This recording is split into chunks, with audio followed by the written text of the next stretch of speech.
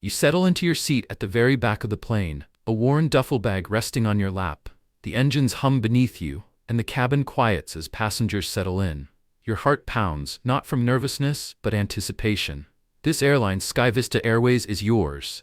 Every detail, from the leather of the seats to the screws in the overhead compartments, exists under your authority. But today, no one knows who you are. This flight is different. You're not here as an executive, not here to be greeted with polished smiles and carefully worded pleasantries.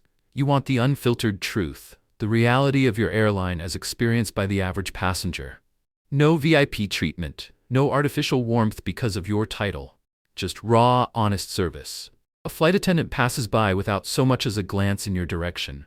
No welcoming smile, no acknowledgement. You tell yourself this is good. You need to blend in. You pull your seatbelt across your lap and glance out the window. The day is mild, the sky dotted with soft clouds. The runway stretches ahead, a familiar sight, but today you're seeing it from a new perspective. Outside, ground crew members load luggage. A tall man in a reflective vest waves toward the cockpit, signaling the final checks. Everything looks routine, but you know that the smallest details can reveal deeper truths. Are your employees exhausted? Is morale slipping? Do your passengers feel valued? You've flown incognito before, once on a short domestic route, a baseball cap, a faded denim jacket, simple disguises. But this time, it's different. A month ago, an anonymous letter landed on your desk, bypassing the usual corporate channels. The message was clear.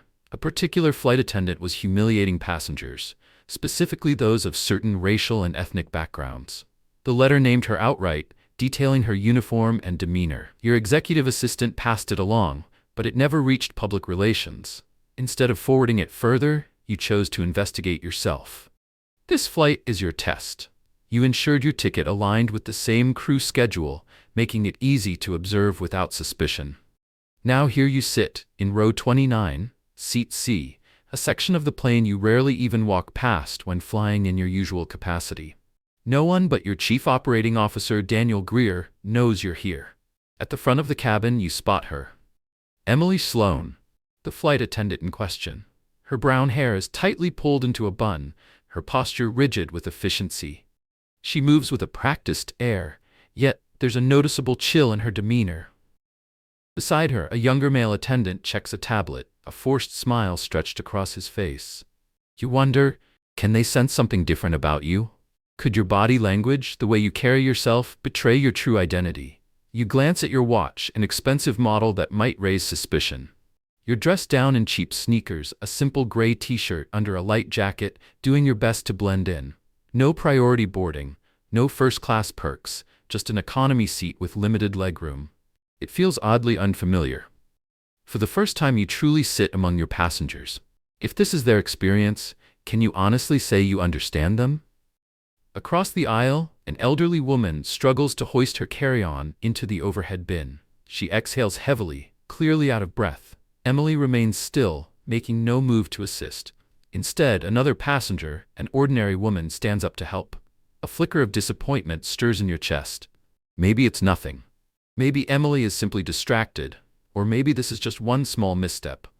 You remind yourself not to jump to conclusions. That's the point of this journey, to observe, to learn. The cabin lights dim briefly, and the captain's voice filters through the speakers, announcing an on-time departure. A murmur of relief spreads through the passengers. You exhale, settling deeper into your seat. Stay focused. The safety demonstration begins. The young male attendant, Brandon Hale, goes through the standard routine, fastening a seatbelt, pointing to the nearest exits, demonstrating the oxygen mask. Across the aisle, a mother struggles to calm her restless toddler. At the front, Emily stiffly performs the motions with a life vest, her eyes scanning the cabin. Then, something catches your attention. Her gaze lingers, just a second too long, on a woman near the exit row. A woman wearing a hijab. There's something in her expression, a flicker of something that makes you uneasy. But what is it? Contempt? Disdain? Or just a passing glance? You make a mental note. Watch carefully. As the engines roar and the plane begins taxiing down the runway, you feel an odd sensation, like a stranger in your own world. You've spent years overseeing SkyVista Airways, but at this moment, you are simply another passenger, confined to an economy seat, experiencing what countless travelers do every day. Your mission remains clear: to observe without bias, to uncover the truth hidden beneath routine procedures and polished corporate reports. Here, where no one suspects the boss is watching, real behavior surfaces. As the aircraft ascends, the fasten seatbelt sign dings softly overhead. You shift in your seat, watching as Emily Sloan, the flight attendant you're studying, begins the in-flight service. She pushes the cart down the narrow aisle with mechanical efficiency, handing out pretzels and sodas as if she's simply completing a checklist. There's no warmth, no real engagement. When an elderly man requests a different drink, she exhales sharply, muttering something under her breath before handing him what he asked for. He hesitates for a moment, as if puzzled by her reaction, but she's already moved on. You tell yourself to be patient. Everyone has off days, especially in customer service. Maybe she's exhausted. Maybe she's dealing with personal stress. But the letter you received, the reason you're on this flight, didn't describe just a bad day. It described a pattern. A few rows ahead, the mother with the toddler, who appears Latina, struggles to decide on a drink. Emily stands there, expression tightening, before rolling her eyes. The woman doesn't seem to notice, but you do. Your gaze flickers toward the woman in the hijab near the exit row. Her posture is tense. She's noticed it too. Then Emily reaches your row. She barely looks at you. You wait. Will she treat you any differently? You've taken every precaution to blend in, but your background is written in your features. Your father was black, your mother from a small European country. You've seen how people assess and categorize you over the years. In boardrooms, in negotiations, even in the subtle way some colleagues have spoken to you. You pray that culture isn't thriving within your own company. What do you want? She asks, voice clipped, eyes flicking toward the overhead bin rather than making eye contact. Water, please, you say. She hands you a cup without a word, moving on before you can even thank her. It's a small moment, a minor transaction. But the lack of basic courtesy lingers. Is this how she treats everyone, or only certain people? You tell yourself to be patient, to keep watching. Sometimes discrimination isn't blatant, it reveals itself in patterns, in micro moments that accumulate over time. But already, you feel the first pangs of disappointment. You've invested millions into training programs, emphasized respect and empathy as core values of SkyVista. And yet, here you are, feeling like an afterthought in your own aircraft. As the plane levels out, passengers begin settling in. Some pull out books, others type on laptops. You catch snippets of conversation. A man behind you complains about flight delays. A pair of teenagers giggle over a phone screen. A businessman across the aisle talks about a deal he's closing. The usual patchwork of lives all crammed into one pressurized cabin. Then Emily returns, this time checking seatbelts. She stops at the mother with the toddler. You need to keep your child seated, she snaps. We don't have time for repeated warnings. The mother blushes, adjusting her squirming child. Her voice is soft, apologetic. I'm trying, but Emily is already moving on. Your jaw tightens. Then she reaches the woman in the hijab. The woman is holding a small bag of snacks, nothing out of the ordinary. What is that? Emily asks sharply, her tone immediately different from how she spoke to other passengers. The woman offers a polite smile, just some snacks for dietary reasons. Emily frowns. You better not make a mess. It's not a violation of airline policy. You know that better than anyone. SkyVista allows passengers to bring personal food as long as it's not a safety hazard, but the tone in Emily's voice is unmistakable. Condescending, the woman lowers her gaze, murmuring a quiet, I understand. You feel heat rising in your chest. You recall the anonymous letter, the one detailing humiliating remarks made toward certain passengers. Maybe this is how it starts. Not outright insults, not blatant discrimination, but small, persistent acts of disrespect that slowly chip away at a person's dignity. You decide it's time to interact. You press the call button. It takes a few moments, but then you hear it, the slight squeak of the cartwheels as Emily makes her way back toward you. She stops, expression unreadable. Yes? You meet her eyes, keeping your voice neutral. Could I get an extra napkin? She looks at you with barely concealed impatience. Yes? You keep your expression neutral, nodding slightly. Could I get an extra napkin? A simple request. A test. Her eyes flick to the empty plastic cup on your tray. "You already got one with your water," she replies curtly. "We have a limited supply." She rummages in her apron pocket, moving sluggishly, as if every second spent on this task is a personal inconvenience. Finally, she pulls out a napkin and hands it to you with visible reluctance. You thank her quietly, pushing aside the irritation rising in your chest. She's already gone. No second glance, no acknowledgement. You replay the moment in your mind. Were you imagining the hostility? Were you reading too much into her clipped tone and dismissive body language? Then you look around. The other flight attendants are moving through the cabin, smiling warmly, engaging with passengers, answering questions with patience. It's not just standard customer service, it's genuine care.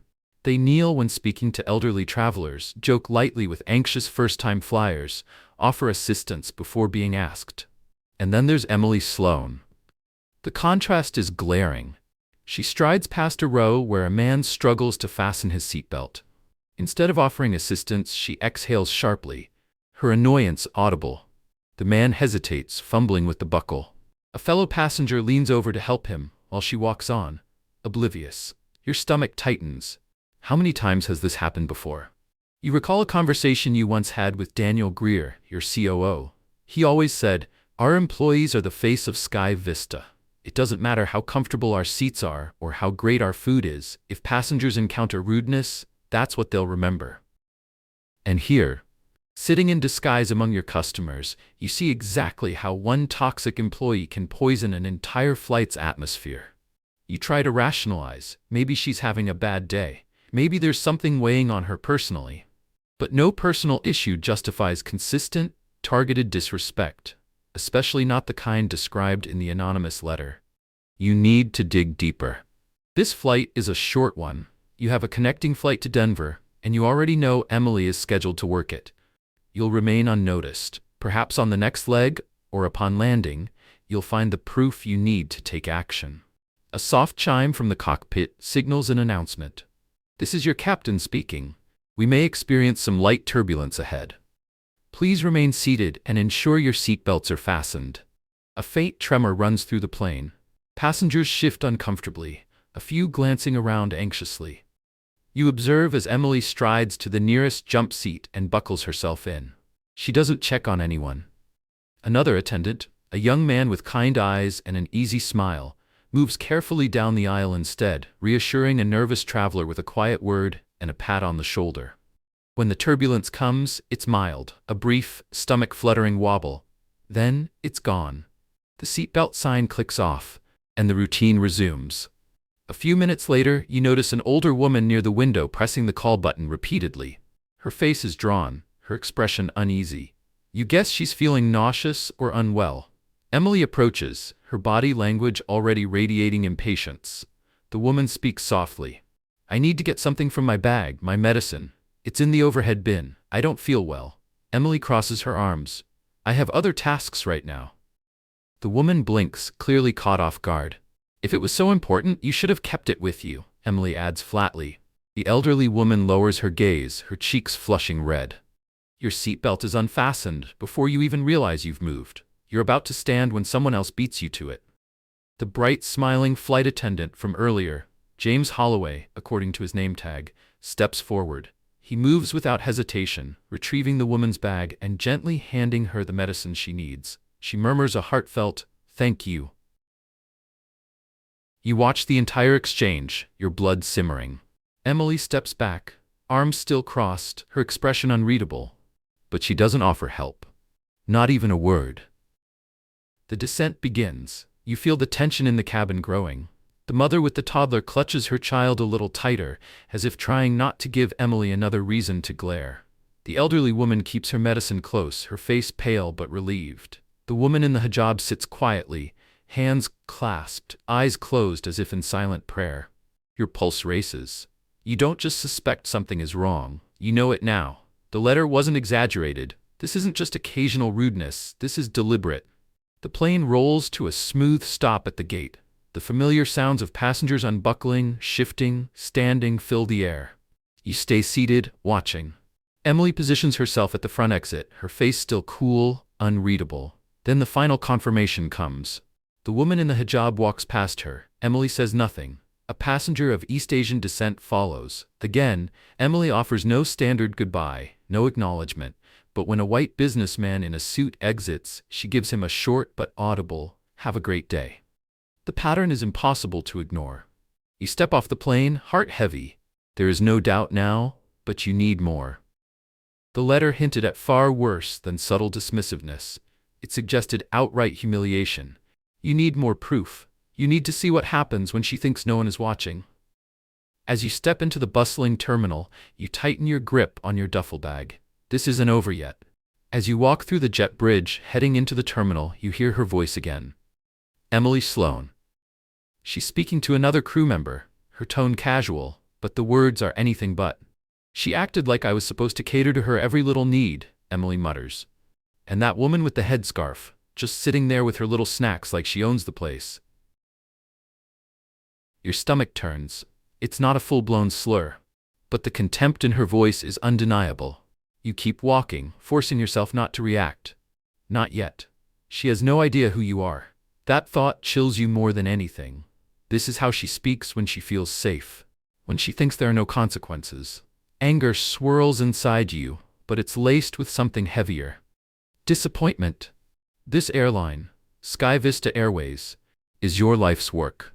You built it from a modest regional carrier into a competitive player in the industry. Your brand isn't just about flights, it's about people, about treating every passenger with dignity regardless of their background, appearance, or social status. And yet, here's someone wearing your uniform, violating everything you've worked so hard to build. You step into the bustling terminal, following signs for connecting flights. You still have time before your next departure, the flight where Emily will once again be working. This layover gives you a chance to do something important. Gather more insight. You stop at a small coffee shop in the concourse, ordering a drink while scanning the crowd. Passengers from your flight move past, some heading toward their gates, others stopping for food or checking their phones. Then you see her, the mother with the toddler. She looks exhausted, gently rocking her child as she walks toward a distant gate. There's a weariness in her posture, one that you suspect goes beyond simple travel fatigue. A few feet away, the elderly woman from earlier stands near an information board, adjusting her glasses as she scans the screen for her next gate. You hesitate, then step toward her. "Excuse me," you say, keeping your voice soft and non-threatening. "I believe we were on the same flight." She turns, fresh and polite but cautious. "Yes?" "I noticed you needed help retrieving your medicine from the overhead bin," you continue. She sighs, pressing her lips together. "Yes, I didn't want to bother anyone, but I started feeling nauseous. I needed my pills." She hesitates before adding, "The young man, the one with short hair, he was very kind. But that woman," she trails off, uncertainty flickering in her eyes. You prompt her gently. "She seemed a bit impatient?" The older woman nods. "Yes, impatient. I suppose that's a kind way to put it." She glances around, then lowers her voice.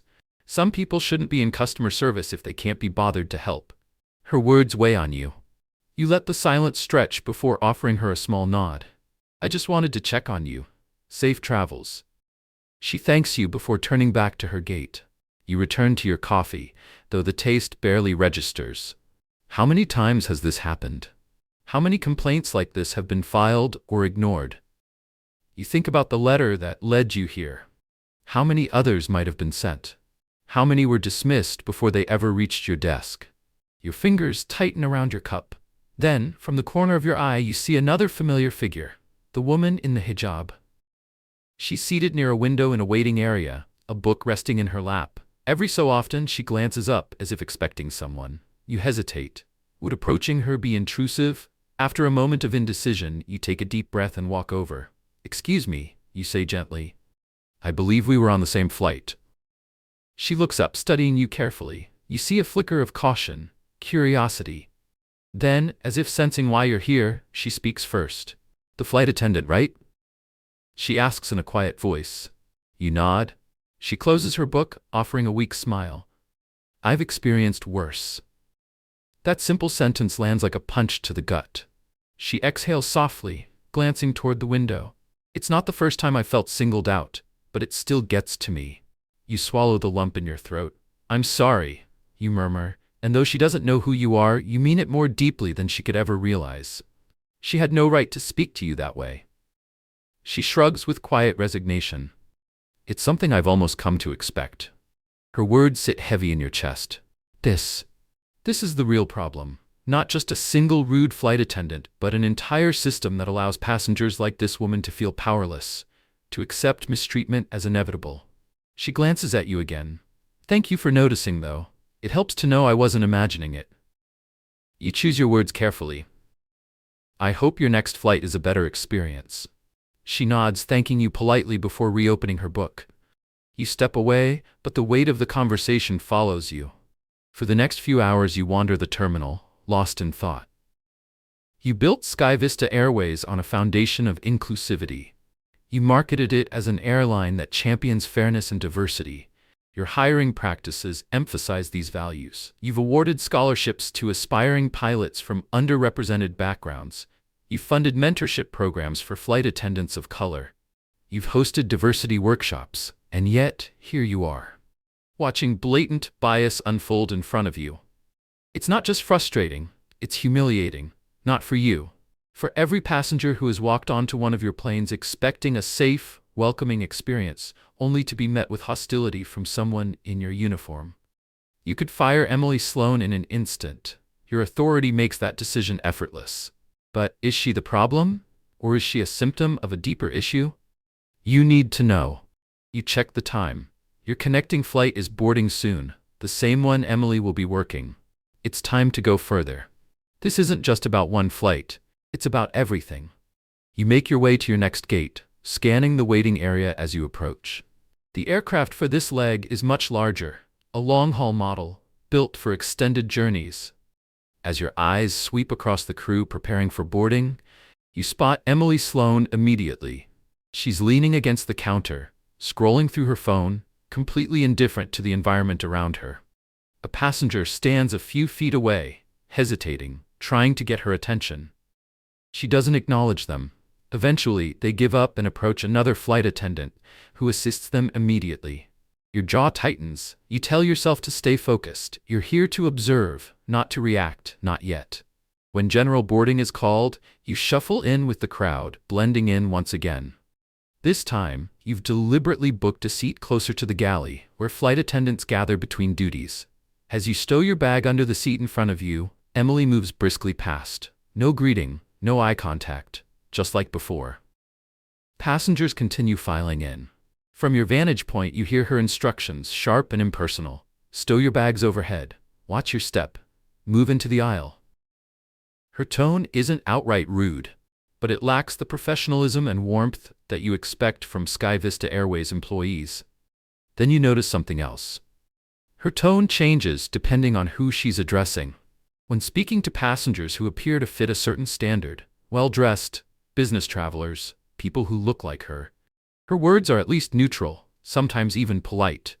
But when addressing those who seem different in her eyes, her tone hardens.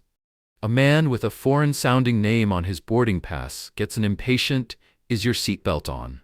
snapped rather than asked. A wheelchair user transferring into his seat is met with rushed instructions, her voice dripping with frustration. Another flight attendant, James Holloway, the same bright smiling one from before, steps in immediately to help, placing a reassuring hand on the passenger's shoulder. You catch Emily rolling her eyes. She makes no attempt to hide it. The engines roar to life, sending vibrations through the cabin as the aircraft ascends. You sit back, watching closely, and the pattern repeats. Throughout the flight, she barely makes the effort to interact with passengers who don't fit her image of who deserves kindness. She provides the absolute bare minimum of service to those she deems unimportant. But for others, passengers she finds acceptable, she offers small courtesies. A nod. A polite, "Of course, sir." The disparity is impossible to ignore. When drink service begins, you decide to test her. "Excuse me," you say, softening your voice slightly, playing the part of an unsure passenger. "Could I have a juice, please?" She tilts her head slightly, scanning your face. There's a flicker of something in her expression before she answers. "We only have a limited selection," she says, voice clipped. What do you want? You force a polite smile. Just orange juice, if that's all right. She wordlessly sets the cup on your tray. No acknowledgement. No basic courtesy. You watch as she moves a few rows ahead. A businessman in a tailored suit makes a similar request. Her response? Certainly, sir. I'll check if we have that available. The difference in tone is stark. You're not imagining it. Your fingers clench around the plastic cup. A few rows behind you, you hear a quiet sound. Soft, restrained sobs. A woman, sitting alone, wipes at her eyes. She presses her call button. Once, twice. No response. You crane your neck slightly, watching. Emily doesn't react. The light above the woman's seat stays on, unnoticed, or more likely, ignored. Then, like before, James notices. He approaches, kneeling beside her seat, speaking in hushed, comforting tones. You catch fragmented words, something about a personal emergency. Compassion radiates from his posture. Meanwhile, Emily carries on as if nothing is happening. You inhale deeply, reminding yourself of your mission. You are here to gather facts, to get proof, to make sure that when you act, there is no doubt. Mid-flight, you decide to stretch your legs. As you pass the galley, you hear voices. Emily. She's speaking in a low, conspiratorial tone to James. They always want special treatment, always whining about something. Can't ever just sit down and be normal passengers. You hear her mocking accents. Your stomach twists. You keep walking, resisting the urge to stop and confront her right then and there. Instead, you head to the lavatory, gripping the sink as you splash cool water on your face. You stare at your reflection in the mirror. How will you handle this when the flight lands? Returning to your seat, you notice something else. A subtle but growing discomfort among the passengers. It's getting cold. You overhear murmurs, people rubbing their arms, shifting uncomfortably. The cabin temperature has dropped, yet no announcements have been made. Emily is nowhere to be seen. The other flight attendants, on the other hand, are moving quickly, offering blankets, apologizing, reassuring passengers. We're having a slight issue with the temperature controls, you hear one say. We're working on it now. The team works together, except for one person. She is off, ignoring the discomfort around her. Then, a tap on your shoulder. You turn. It's a teenage boy, maybe 15 or 16, standing hesitantly in the aisle. His headphones rest around his neck, and in his hands, he holds a small customs form. Excuse me, he says quietly. Do you know how to fill this out? You glance at it. Standard arrival paperwork, something a flight attendant should be helping with. You glance around. Emily is nowhere nearby. Did you ask a flight attendant? You ask. He nods. Yeah, her. He points vaguely toward the front of the plane. She just said she was busy and told me to figure it out myself. Your hands tighten into fists beneath your tray. You exhale slowly and nod at the boy. Yeah, I can help. He hands you the form, and you guide him through it. The job that should have been done by the person trained and paid to assist him. He thanks you, looking relieved as he returns to his seat. You stare straight ahead, seething. Each moment confirms what you already know. But you need one last thing. One last piece of proof. As the flight inches toward its final stretch, you feel the weight of what's about to happen pressing down on you. This time, when you land, you won't just be a silent observer. This time, you'll make sure she understands exactly who has been watching her. The teenage boy shifts awkwardly, his headphones resting around his neck. Excuse me, he says hesitantly, holding up a blue and white customs form. Do you know how to fill this out? You glance at the document, standard arrival paperwork. Something a flight attendant should be assisting with. Sure, you reply, keeping your voice neutral. You guide him through the fields, name, passport number, duration of stay, until he nods in relief. Thanks, he murmurs. Then, with a small shrug, he adds, I asked her. He gestures vaguely toward the front, but she just said she was busy and to figure it out myself. You force a polite smile, suppressing the frustration rising in your chest. Another hour passes. You feel every minute of it. The weight of what you've witnessed so far presses down on you, but still, you watch, absorbing every detail. A few rows ahead, an older black couple quietly speaks with Emily Sloan. They had pre-ordered a special meal, but when they request it, Emily barely conceals her irritation. You should have ordered it beforehand, she says, her tone sharp. The older woman frowns. We did order it beforehand. There must have been a mix-up.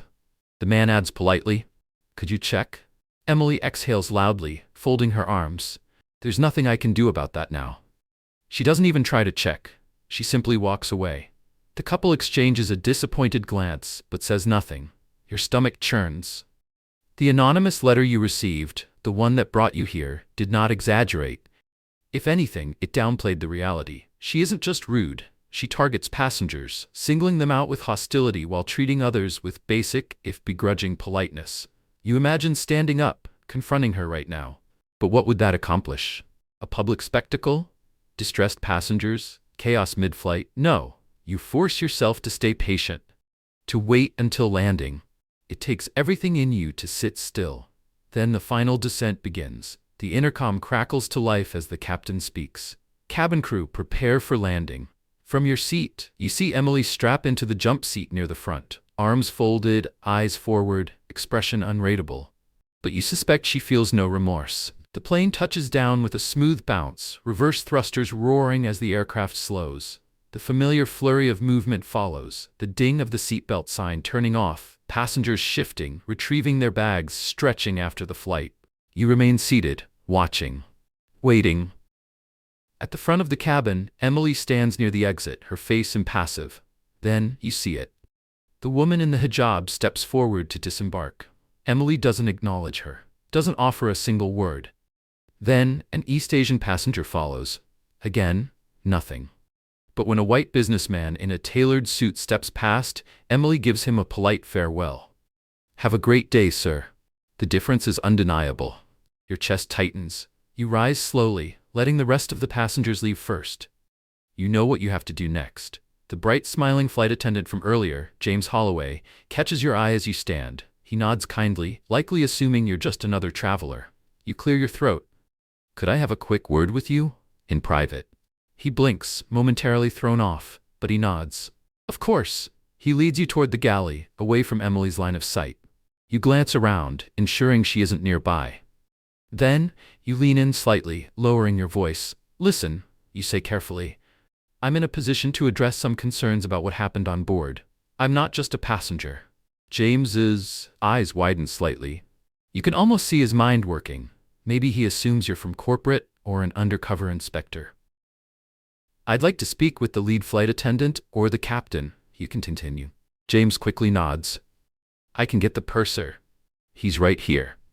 Within moments, you're introduced to Mark Calloway, the senior flight attendant, or as he's commonly known, the purser, on this flight. He's an older gentleman with a calm, professional demeanor. He looks slightly concerned but obliges, guiding you toward the jet bridge once the last passengers have left. Your heart pounds, because you know that once you reveal your identity, everything will change. Standing in the quiet jet bridge, you turn to Mark and state your full name. At first, he just nods, not quite realizing the significance. Then, you add, I'm the owner of Sky Vista Airways. His eyes widen. He stammers slightly. I didn't realize? You hold up a hand, cutting him off gently. I boarded Undercover, you say, voice steady, and I personally witnessed behavior from a member of this crew that is completely unacceptable.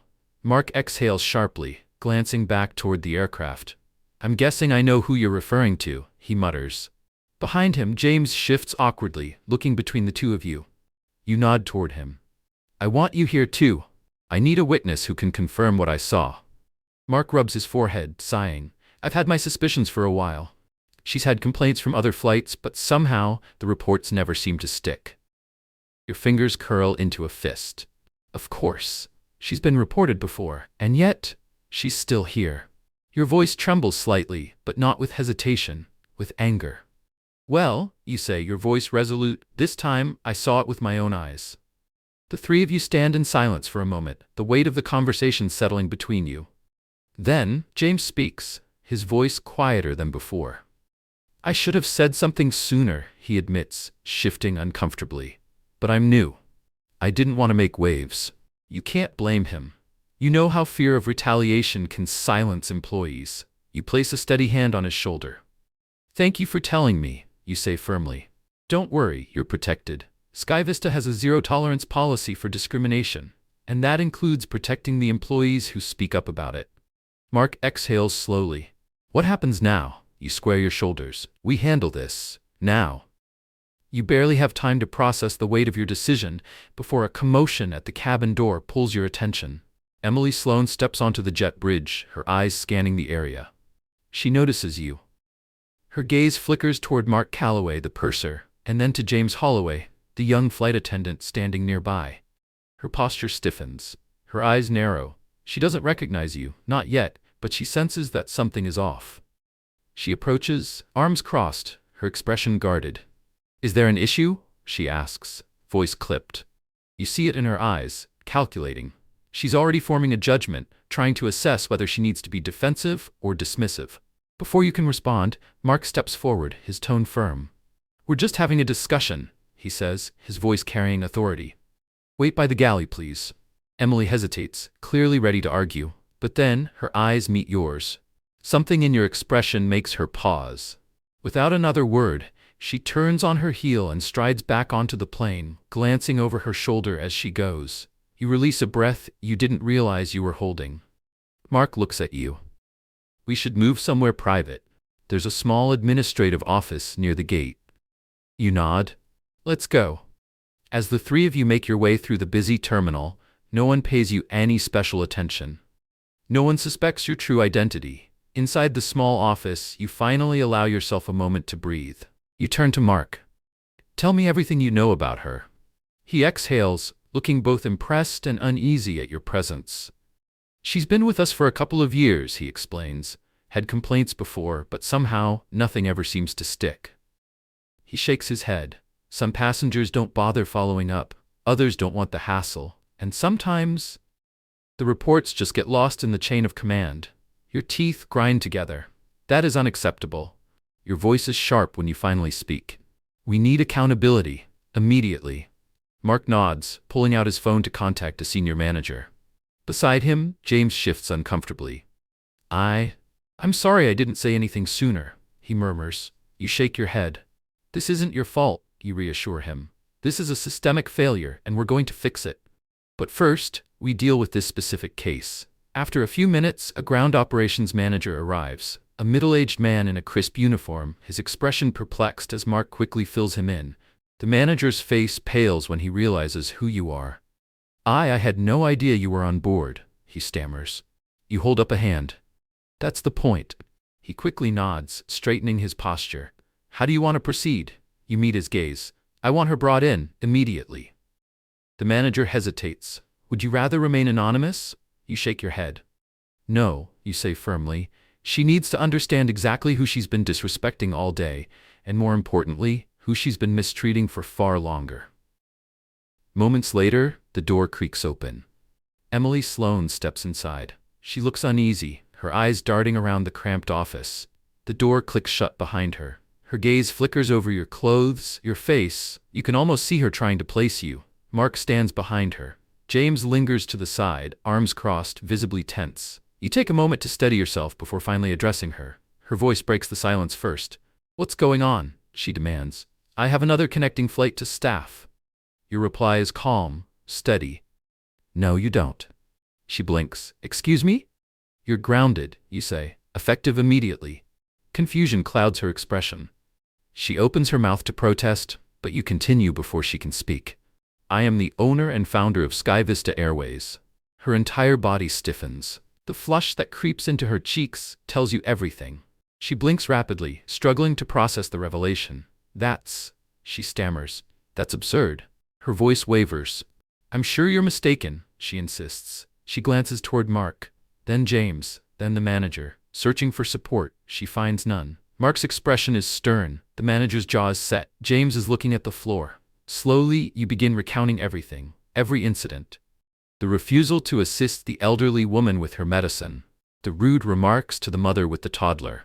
The condescending treatment toward the passenger in a hijab. The mocking of accents. The glares, the dismissiveness, the blatant favoritism. With each point, her expression darkens. She shifts her weight from foot to foot, her arms crossed tightly. When you finally finish, silence fills the room. Her mouth opens, closes. Then her defense begins. "They were exaggerating," she huffs.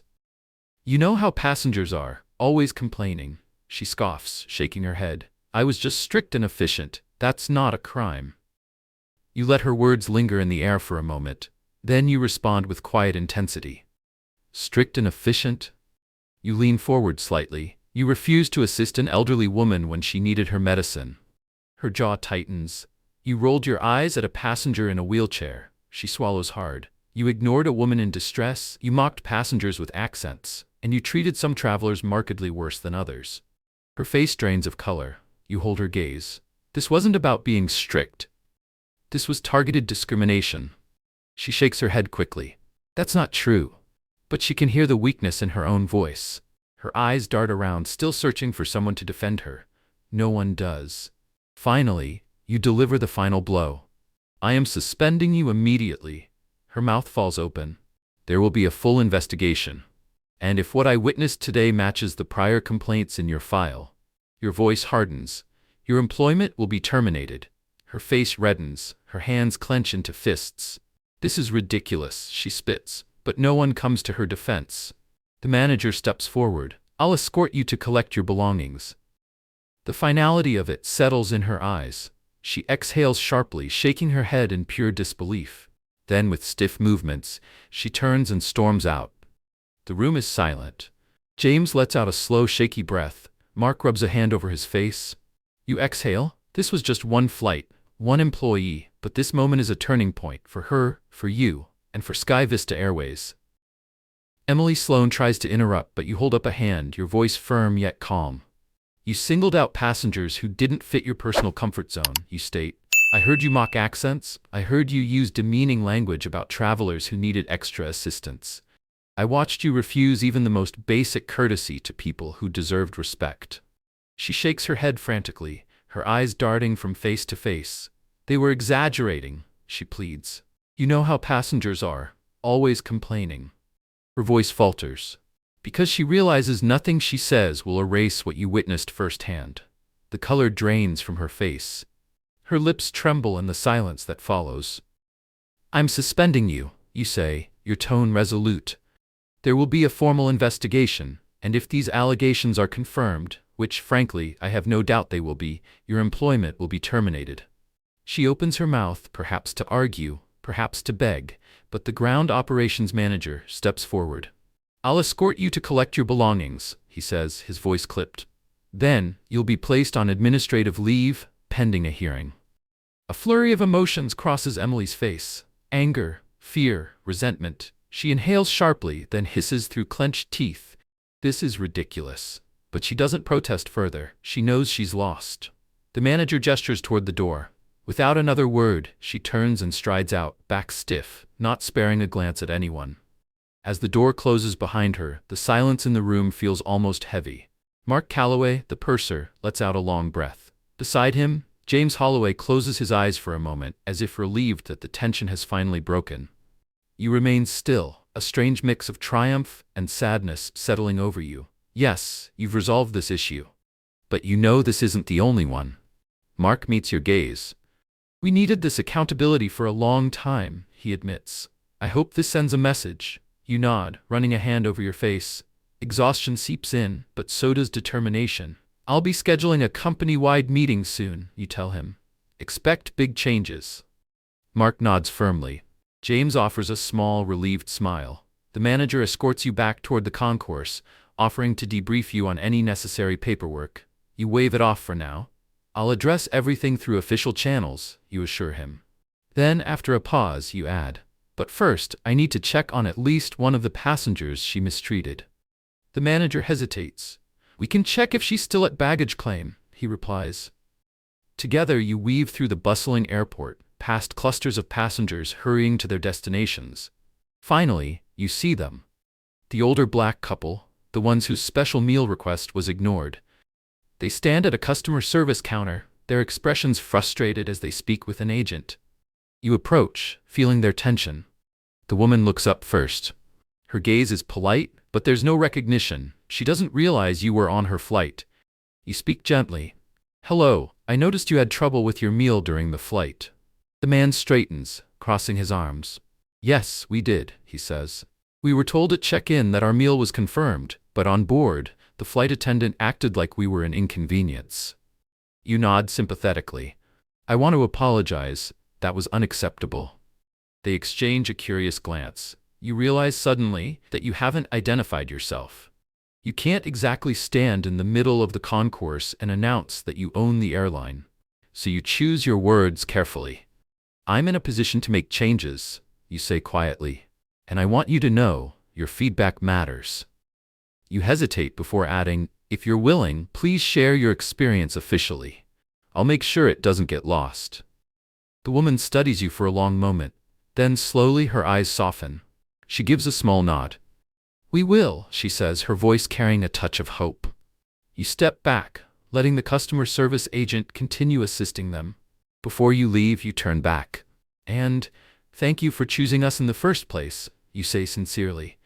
We truly appreciate your business. They nod, still puzzled but a little less frustrated than before. As you walk away, you feel the weight of responsibility pressing down.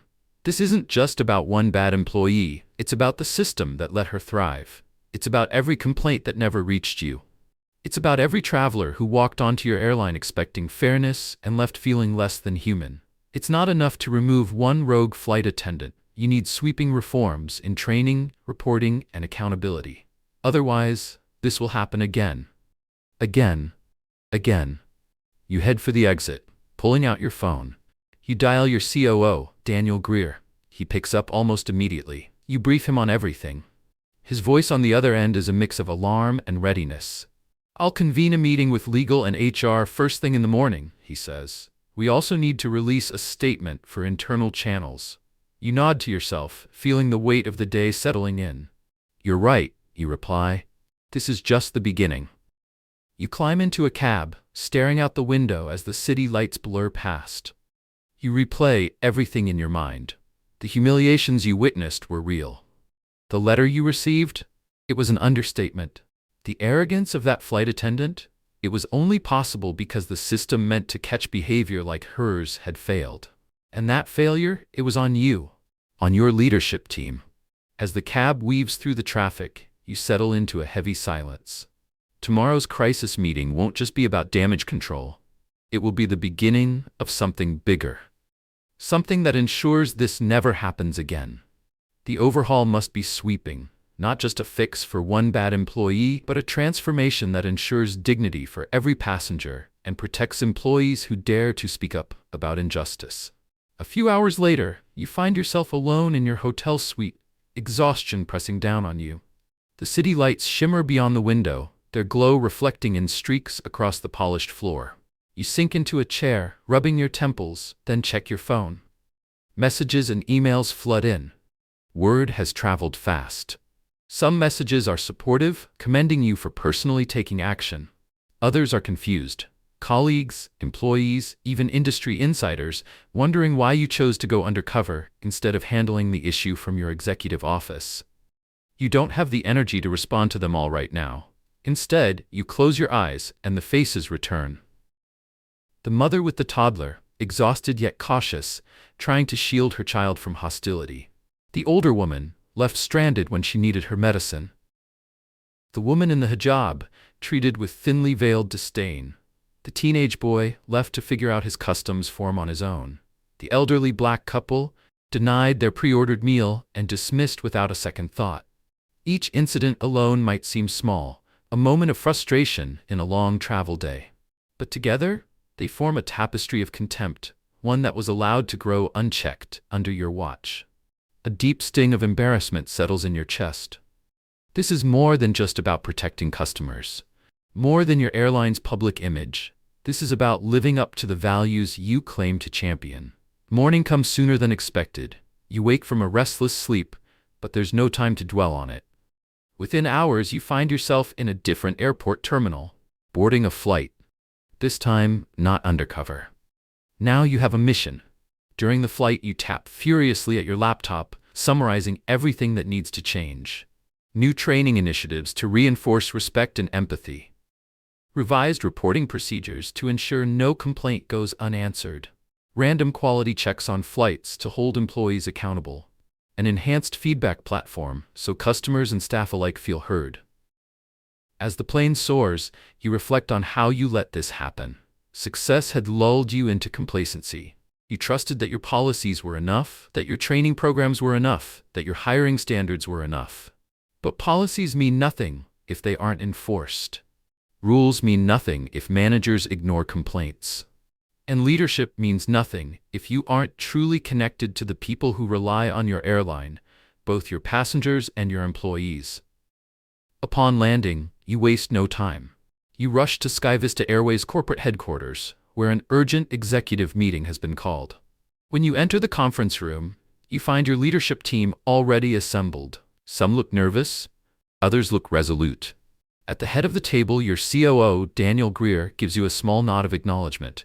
You scan the room. HR director, legal counsel, PR lead, department heads. They're all waiting. You waste no time. "We have a serious problem," you begin, your voice steady but sharp. You lock eyes with each executive, making sure they feel the weight of what you're about to say. "I saw it with my own eyes." You detail everything: the moments of disrespect, the blatant discrimination, the indifference to suffering. The room is silent as you speak. The HR director's expression shifts from shock to dismay. The legal counsel frowns, furiously scribbling notes. The PR lead looks braced for a crisis. When you finish, you let the silence hang for a moment. Then you drive the point home. One flight attendant's actions alone aren't the end of the world. But the fact that she was reported before and nothing was done? That's a systemic failure. You straighten your posture, voice firm. "We need to review every single passenger complaint from the last 12 months. I want to see them personally, every single one that involves discrimination or mistreatment." Your COO nods vigorously. "I'll lead an internal review," he declares. The HR director chimes in next. "We can implement new training, but that alone won't fix the problem," she warns. "We need to make sure there's real follow-up." You agree wholeheartedly. Training means nothing if employees think they can get away with misconduct, you say. "We also need to make it clear, if someone speaks up about bias or discrimination, they will be heard. They will be protected." Your legal counsel looks up. "We'll need a structured approach to reviewing past complaints," he says, "and we'll also have to navigate union protocols when it comes to disciplinary actions for flight attendants." You nod. Understood. The conversation spirals into a detailed plan. You decide to draft a company-wide memo, personally signed, explaining. SkyVista is reinforcing its zero-tolerance policy on discrimination. Employees will be held accountable for mistreatment of passengers. A new feedback system is being put in place to ensure no complaints are ignored.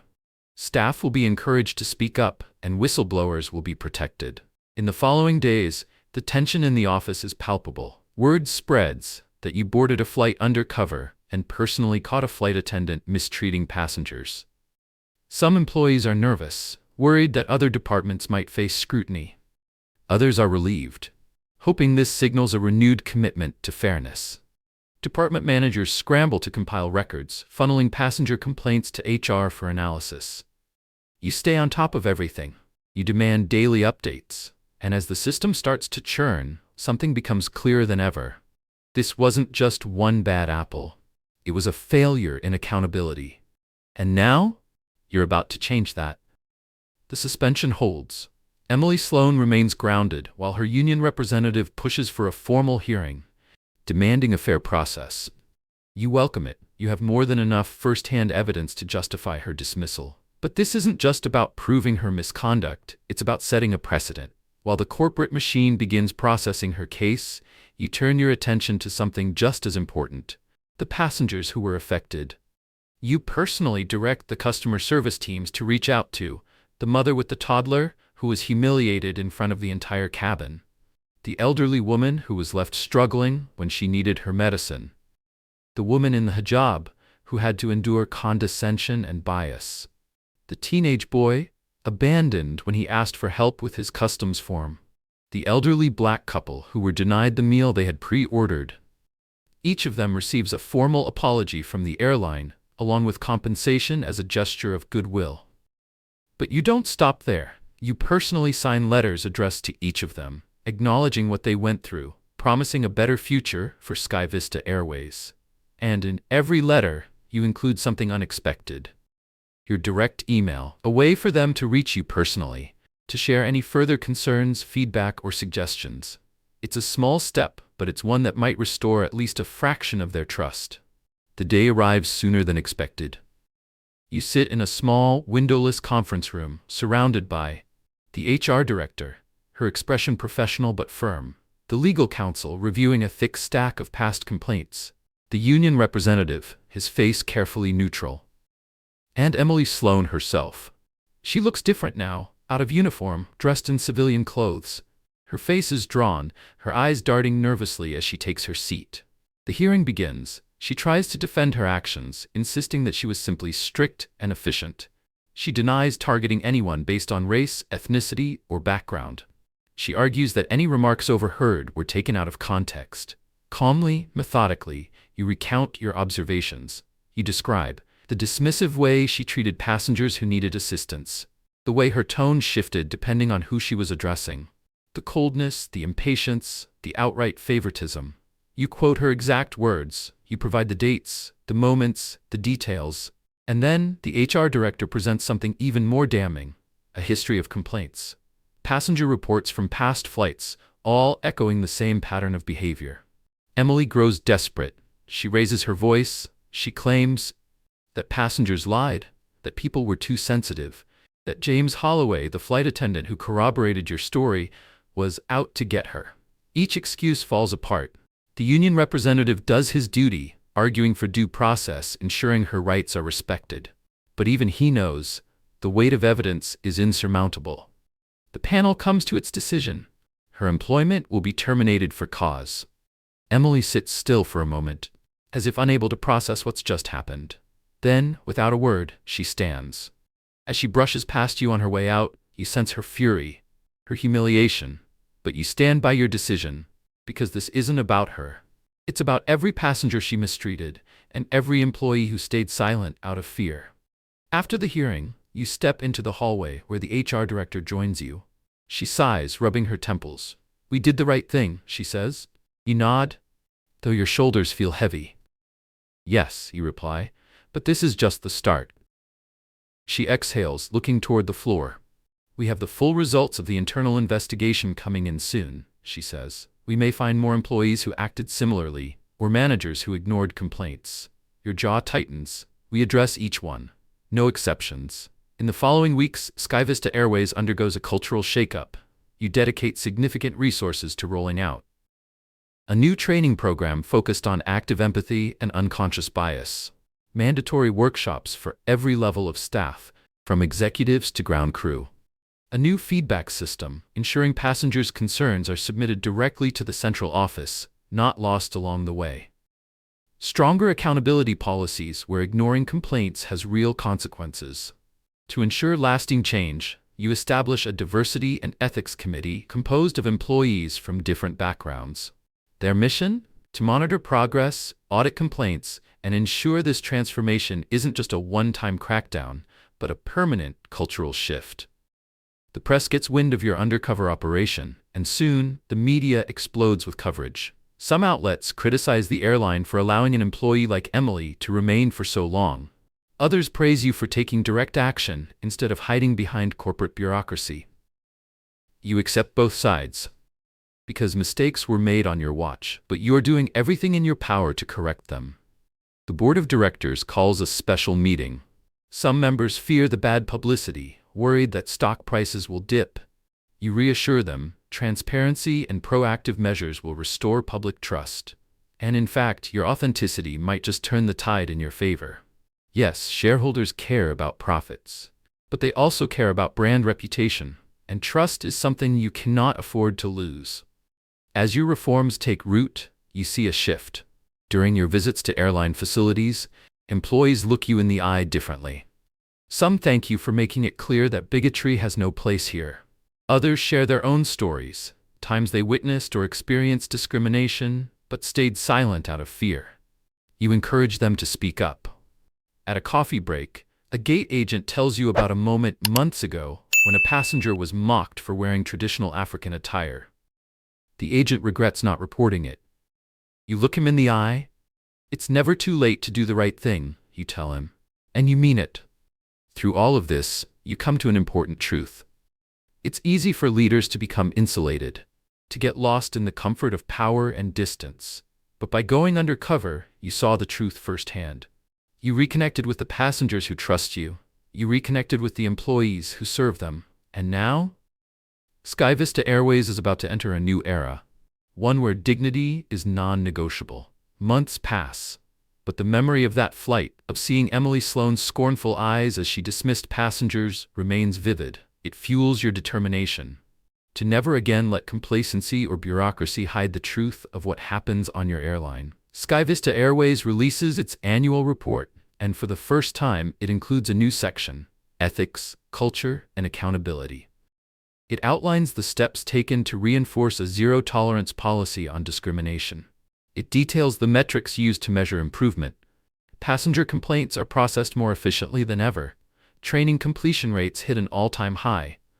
Customer satisfaction surveys show an uptick in positive responses. Though there's still more to be done, you remain vigilant. You insist on random checks, surprise visits, frequent staff feedback sessions. Whenever a new complaint arises, it's investigated promptly and transparently.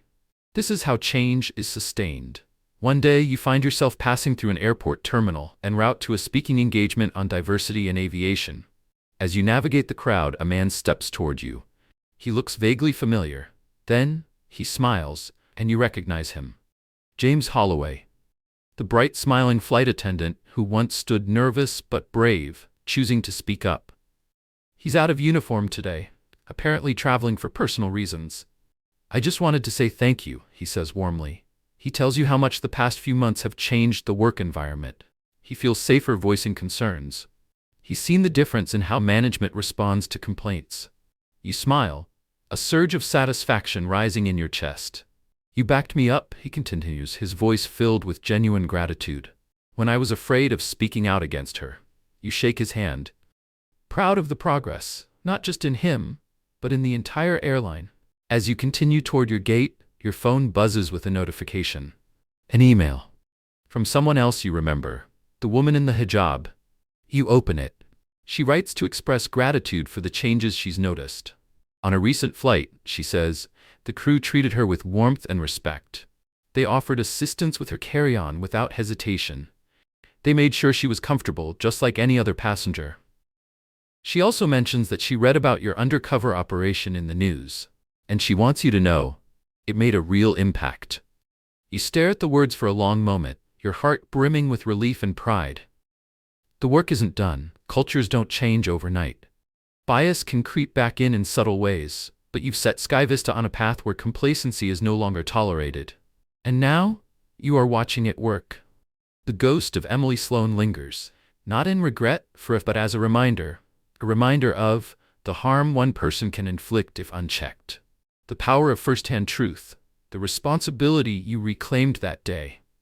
This is your airline, and it will carry people of all backgrounds safely and respectfully, as it was always meant to. You take a seat in the airport lounge, a cup of coffee in hand. The hum of the airport around you feels different now. Less like a space of hidden cruelties, more like a place of possibilities. In your mind's eye, you see them. The mother with the toddler, the elderly woman seeking medicine, the teenage boy with the customs form, the elderly black couple, the woman in the hijab. You hope they'll give SkyVista another chance. You hope they see that one person's prejudice doesn't define the entire institution. You pull out your phone and tap out a brief message to Daniel Greer, your COO. A simple reminder: keep pushing for continuous improvement. Never again will we let our customers be humiliated in our care. A boarding call sounds over the loudspeaker. Your flight is ready. You gather your belongings and head to the gate, a calm resolve settling over you. This time, you board without disguise. You don't need to be undercover anymore. You step onto the plane, fully visible, a leader who has learned the power of first-hand truth. The flight attendants greet you with genuine smiles. You smile back, feeling hopeful. You take your seat, fasten your seatbelt, and allow yourself a moment of peace. This is your airline, a place for growth, safety, and respect. The engines spark to life. As the plane lifts off, you close your eyes, ready for whatever challenges and triumphs lie ahead.